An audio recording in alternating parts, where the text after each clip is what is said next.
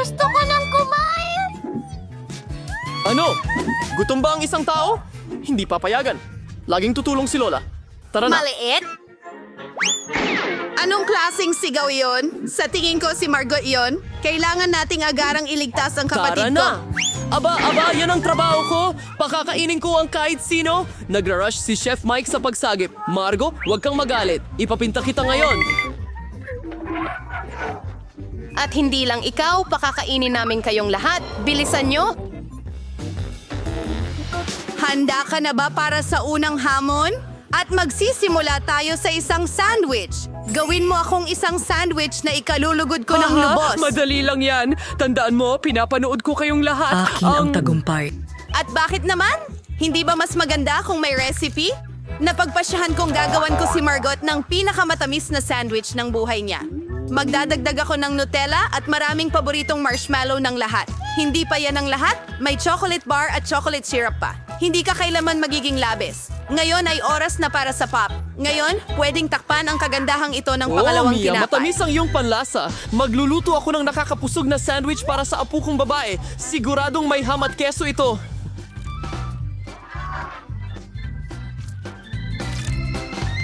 Perfecto! Para mas lalo itong mapasarap, ipiprito ko ito sa kawali. Wow! Tanda! Naglalaway pa ako! Oo, wala kang alam tungkol sa mga totoong sandwich. Maganda ang ideya ng pag-toast, pero kailangan mong iprito ang mga buns, hindi ang buong sandwich ng sabay. Pagkatapos, kailangan mong magdagdag ng mas maraming gulay sa tinapay. At ngayon, oras na para sa lihim na sangkap, kuhol. Mga suso sa paaralan? Sino ang kakain nito? Hindi mo lang talaga naiintindihan, Lola. Ito ay isang tunay na delicacy. Kailangan iprito ng kaunti ang mga suso at ilagay sa tinapay. Pagkatapos ay grated na keso na may amagang gagamitin. Sa totoo lang, isa ito sa pinakamahal na keso sa mundo. Bakit ang baho ng napakamahal na keso? Isa itong bangungot. May mali sa akin. Oh, Lola, huwag mong gawin. Triple down. Ayos lang. Hindi pa ang kinakatradi gawin reaction sa request na yun nun. Perfecto. Lola? Panahon na para tikman ito ni Margot. Ano kaya ang nasa loob ng sandwich na ito? Mga kuhol ba ito? Ay hindi ko kaya. Pero mas Aray! gusto ko ang sandwich na ito sa kabilang banda. Sobra! Mukhang malaki at masarap. Wish! Nanatili na lang ang subukang ikatlong kandidato. Wow! Gustong-gusto ko talaga ang sandwich deal na ito. Iiwan ko sa kapalaran ng laro ang pagpili ng panalo. 1, 2, 3. Sinabi ko Lola, sa'yo, Margot, congratulations! kahit ano para sa'yo. Pagtatapos, Bagong round. Kailangan mong lutuin ang paborito kong Caesar salad. Tara! Magagawa ito. Ano ba talaga ito tungkol saan? 1, 2, 3, at sa tingin ko'y napakadali. Isipin mo lang, kailangan mo lang i-chop ang mga gulay ng maliliit na piraso. Mia, kumalma ka. Kailangan mong maghiwa ng gulay ng maingat. Tingnan mo. Ngayon, maingat din. Kailangan ilagay ito sa plato, kasama ang manok. Siyempre. Sa totoo lang, mas komplikado pa ito. Granny, tingnan mo. Kailangan mong kunin ang arugula at ilagay ito sa blender.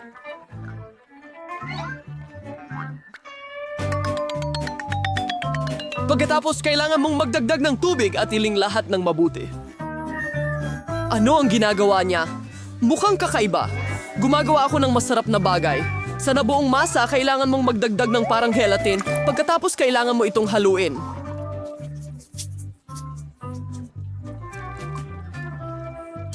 Iniwan ito sa kawali. Pagsabay kilingan mong ipamahagi ang likido sa holma. Panahon na upang hiwain ang manok. Yan ang ganda ng nakuha ko. Toldok! Gusto ko ang Hi, aking ako si paraan. Mark Goble. Lola, ano ang mga... ginagawa mo? Ako ay... Siya'y... Kumakain ka ba ng manok? Panahon na para magsimula akong magluto. Ingat!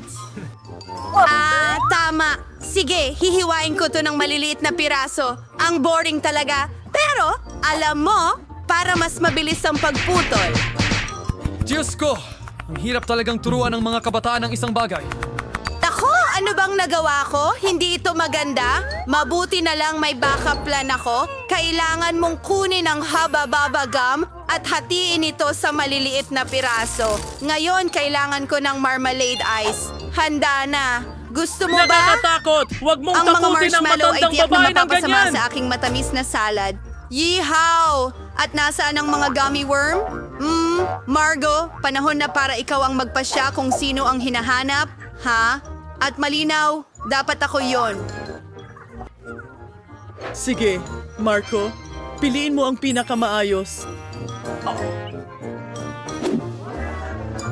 Aba, anong klaseng birding candy ito? May damo ba ito? Nakakadiri! Ganito ang itsura ng Ever Caesar. Subukan natin ito.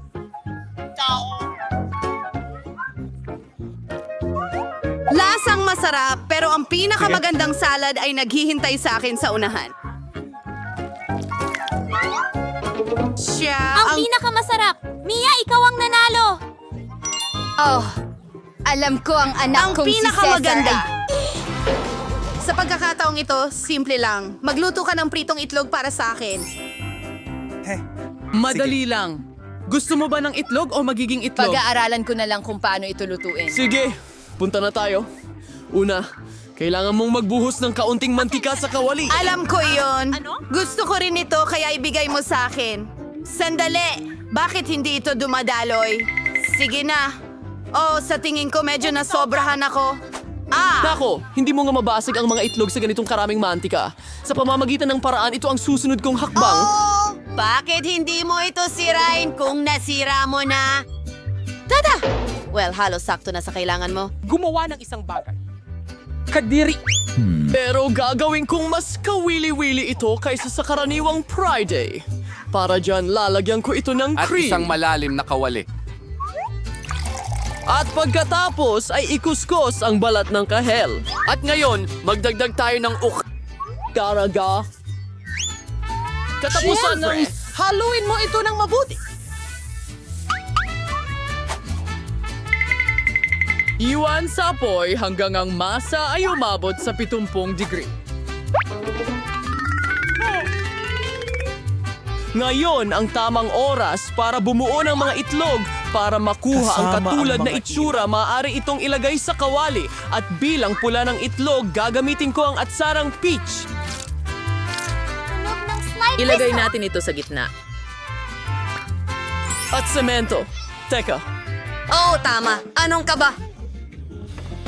Naku! Nakalimutan ko ang itlog ko! Naku! Mukhang kahiya-hiya ito!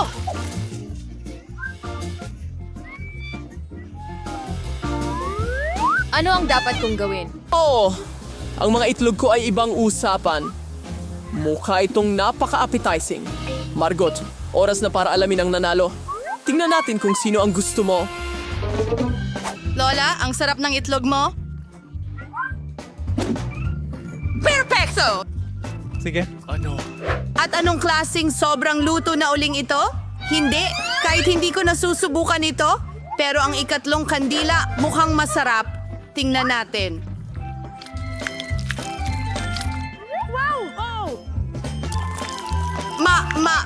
Mas masarap pa ito kaysa sa mga pritong itlog dati. Chef Mike, panalo ka! Madali lang. Ay, hindi. Mag-ingat ka. Ngayon, gusto kong gumawa ka ng donut para sa akin. Magagawa yan. Sige, mahal. Gusto ko ang mga donut. Gayunpaman, hindi ko rin alam kung paano lutuin ang mga ito. Sulit simulan sa masa. Gupitin ito sa tamang hugis at iprito lahat sa kawali. Magbuhos tayo ng kaunting mantika, buksan ang kalan, at pwede na tayong magsimula.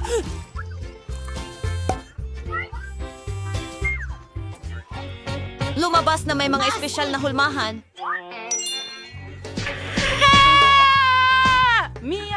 Sige na nga.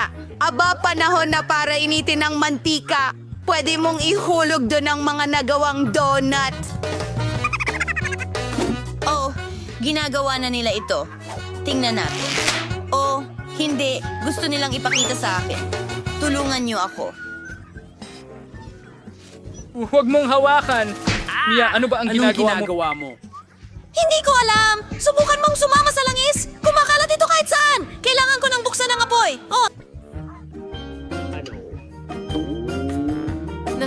ang lahat. May utang ka sa akin. Oh, huwag! Kailangan mag-ingat! Oo, tila ako lang ang marunong magluto dito. Aba, halos handa na ang aking mga donuts. Naiwan na lang idagdag ang pinakamasarap na mga bagay, ang palaman at ang ginto. Upang gawin ito, hatiin ang donut sa kalahati at idagdag ang syrup at pagkatapos ay takpan natin ang donut gamit ang hiwaling bahagi at isawsaw sa glaze. Magiging napakaganda kung budburan mo ang mga donut ng mga karagdagang pampatamis. Talagang perpekto ang mga ito. Isang perpektong donut mula sa isang perpektong chef. Astig. Kayo, anong lagay nyo? Malapit na ring matapos yung sa akin, pero sobrang tamis ng icing at syrup sa loob. Mas mabuti talagang budburan lang ng pulbos na asukal ang mga donut. Wow! Nakakabighani talaga. Nako, Para sa akin, sa'yo na yan. tama! May naisip lang akong ideya kung paano gumawa ng mga donut na siguradong magugustuhan ni Margot ng higit sa'yo. Para gawin ito, kailangan mo lang ipamahagi ang natunaw na keso sa mga hulma. Pagkatapos ay tadtarin ang Cheetos ng maayos. Idurog natin ito ng buong lakas. Ay naku, muli, basta. Ngayon ay binubuksan natin ang pakete at ibinubuhos ito sa isang plato. Kailangan lang nating igulong ang nagawang cheese donut dito. Pagkatapos, kailangan itong balutin sa foil at itapon sa kawali. Gawin natin ito. Ayon sa aking espesyal na recipe, handa na ang donut. Margot, oras na para piliin ang panalo? Yeah! Wow! Yay! Wahoo! At masarap! Paano kung... Mayroon kang napakatamis at makulay na tindahan ng donut. Lola, gusto ko rin talaga ang iyong mga donut na may pulbos. At ano ito? Mukhang astig ito.